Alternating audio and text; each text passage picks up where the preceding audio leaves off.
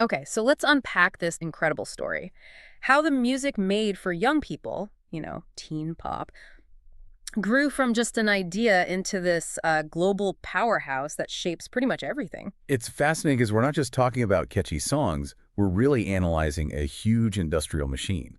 And it's all built on recognizing that young fans have, well, three key things. Okay, what are they? One, they have real spending power. Two, their loyalty is just unmatched. And three, they have this deep need for music that actually reflects what they're going through right now. Right. So we're going to trace this all the way from the mid 20th century through the boy bands, TV stars, the internet, and see how global forces like K-pop are changing the future. It's a huge journey. And it's music that speaks directly to you. So the very idea of marketing music specifically to teenagers, that really starts in the 1950s and 60s, right? Yeah, before that, most music was just for adults or, families. It wasn't specialized at all. So what changed? It was economics, really. Record companies suddenly noticed that after World War II, young people had their own money. They had allowances, part-time jobs, and they wanted to spend it on records and concert tickets. And that created a whole new market. A dedicated youth market. Yeah. And that's when you get the first true superstars, like Frank Sinatra and then, of course, Elvis Presley. They were the first to inspire that kind of feverish devotion from young fans. Elvis really set the blueprint, didn't he? He absolutely did. Simple melodies, that electric energy, and lyrics about things that mattered to teens. Young love, school, dating. The industry saw this was huge. And they even came up with a name for those fans, the Bobby Soxer. That's right, the Bobby Soxer. It was the name for those really enthusiastic young fans, mostly girls, who got their name from the short socks they wore. It sounds simple, but it was the start of a collective fan identity. But the industry kept a really tight leash on those stars, didn't they? You had to appeal to the kids, but you couldn't alienate the parents. That's a critical point. The foundation was a clean, polished, almost uncontroversial image. Everything was managed, what they wore, what they said. It was all about getting widespread acceptance so the genre could grow. Okay, so the 50s gave us the solo idol.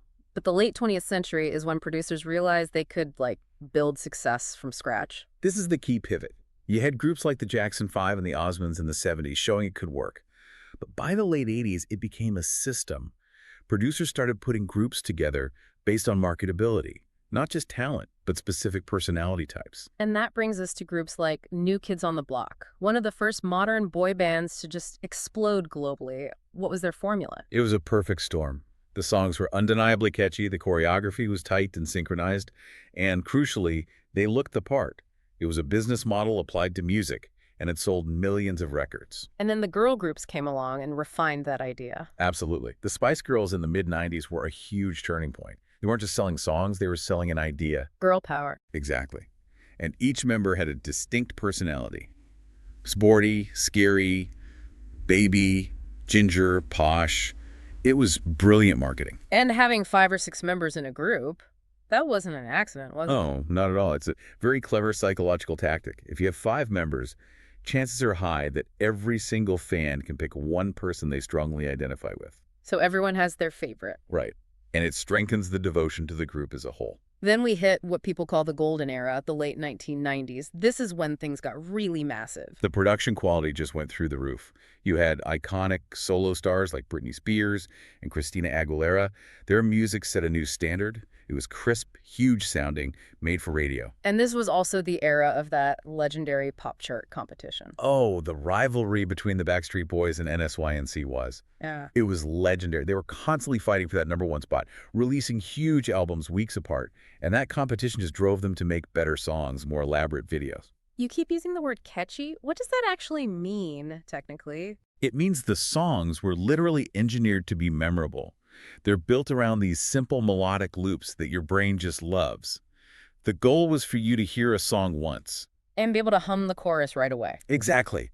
Which made them perfect for radio, which is all about repetition. Moving into the early 2000s, there was another pipeline for creating stars. Television. Specifically, channels like the Disney Channel. Yeah, this was a very calculated strategy. Stars like Hilary Duff and Miley Cyrus, they first built these huge, loyal fan bases as actors on TV shows. So the loyalty was already there before the first song even dropped. Precisely. You saw your favorite star every week. You felt like you grew up with them. So when they released an album, it felt totally natural. You were already invested. And it worked for big projects too, like High School Musical. Oh, for sure. That movie proved musical franchises could still be massive. The songs from the show became instant hits. It was a whole system. But that carefully controlled system was about to be completely blown wide open. By the internet and social media. This is where the landscape just changes forever. The traditional gatekeepers, the record labels, the TV networks, they suddenly lost their power. Because platforms like YouTube let anyone upload their own performance. Exactly. And you could be discovered without ever needing a record deal first. What's the classic example of this? It has to be Justin Bieber. He was discovered because his mom uploaded videos of him singing covers, filmed on a shaky home camera. They went viral, got millions of views, and he was signed. The public found him first. And social media didn't just help with discovery. It changed the relationship between the star and the fan. This is critical. Social media created a direct two-way channel. Artists could talk right to their fans. They could share updates, ask for feedback. It made fans feel so much more involved in their success. And the speed of it all. A song could become a global hit in a few days if it started trending. The pace just became incredible. A new star could rise faster than ever before. So if we look at teen pop today, it's not just diverse, it's totally global. You can't really talk about the modern scene without talking about K-pop. No, you can't. K-pop or Korean pop is the biggest example of this. Groups like BTS and Blackpink have proven that language is not a barrier to success. How did they break through that barrier so effectively? Because they treat music as total content. It's three things.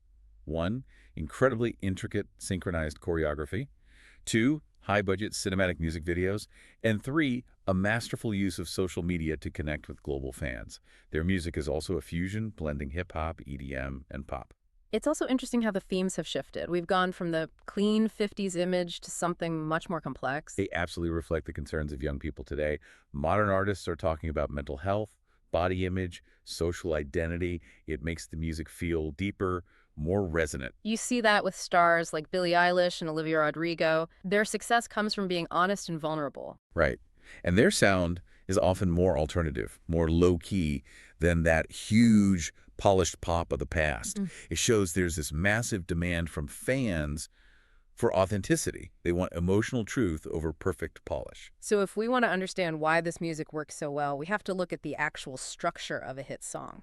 Well, the standard pop song structure is almost like a psychological tool. It usually follows a set pattern: intro, verse, chorus, and bridge.